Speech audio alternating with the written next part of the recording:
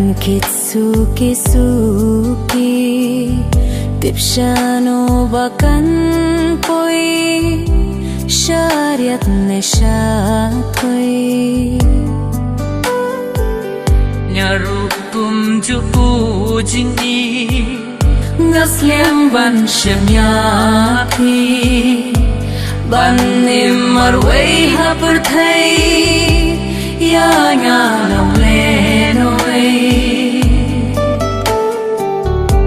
Yai palang hanga kum kasni Yai pernai kum sem ta lieng bani Ko tiuli watri haki pinto Namar ngayapi ngada kenko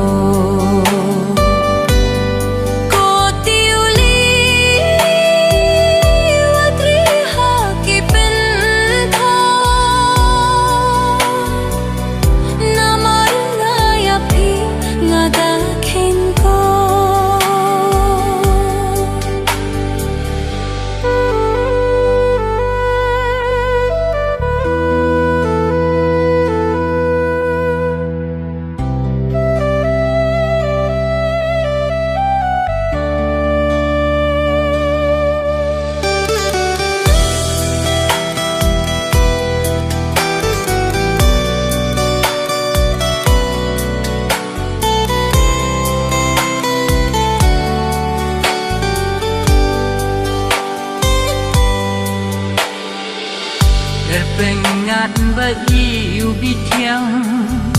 Hanya kibe jajai Ya jingmut batlo chunga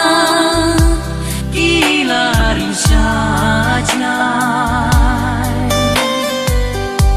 Kodur bajem lo Kodur balui lui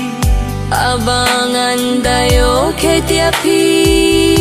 Shijo nombangan ri Yai palang hanga kum kasni Yai pernai kum sem ta lieng bani Ko tiuli watri haki pinto Namar ngayapi ngada kenko